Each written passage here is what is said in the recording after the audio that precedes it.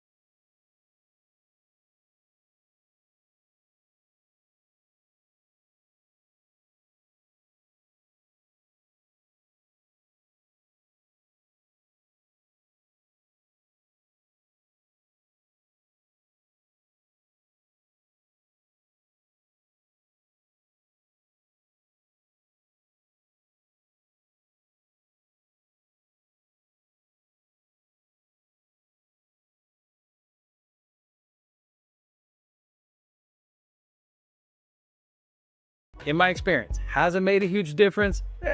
Maybe not.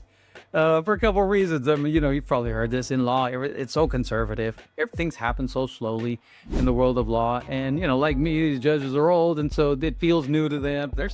I think they're still getting used to this whole idea that they can decide cases on summary judgment and not get reversed. Now, why do I give you that little bit of insight? Well, it's because if you're my client and I'm telling you, look, based upon the rule, the way it's written, I think that it's worth it. We should pay the money, take the time to draft the motion for summary judgment, go to the hearing.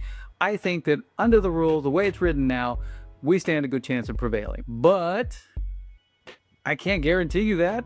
I mean, I might be right. Maybe this case should be decided on summary judgment, but I can't guarantee you that my judge is going to be, progressive enough to stick his or her neck out and rule on summary judgment, when it's so much easier and safer still for the judge to say, let's just go to trial.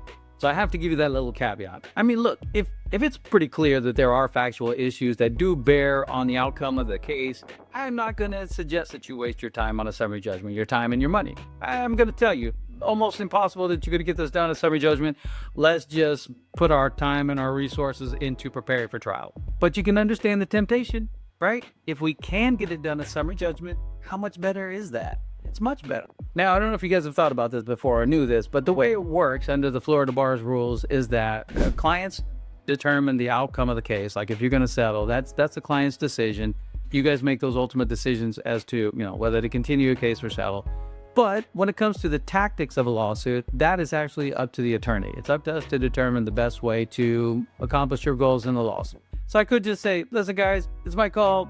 Take my word for it. But I don't like doing that. I very much prefer that you understand the subtleties to it, that you can see how, we're making the best decision we can, but we don't know for sure how it's going to play out.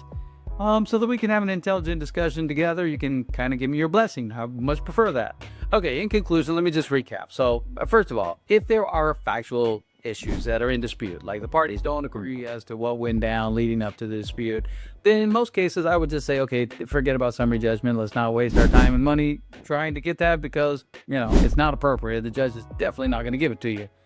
Unless, one little carve out, unless you have an argument that you can go to the judge and say, take their story as true, exactly what they say, it's not true, but let's assume that it is, because I have an argument that despite all that, still trumps, and you can give me a summary judgment as a matter of law.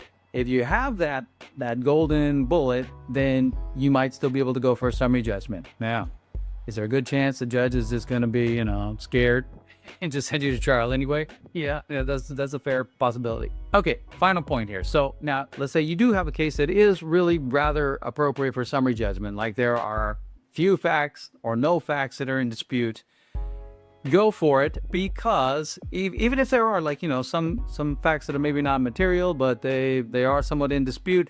Now, if you're able to carry your burden as the movie party, give good reasons as to why you should win this case, then that is going to shift the burden to the other side. And it makes a big difference, because it used to be that the other side didn't have to have like any evidence or anything. They could just say, no, we disagree about the facts, so we have to go to trial. That's not so anymore. Now, because of the new rule, not really new, but feels new to me, under the new rule, that's not good enough. If you bring enough initial evidence supporting your case, then they have to come forward with evidence of their own, enough to rebut, so that the judge is forced to send you to trial.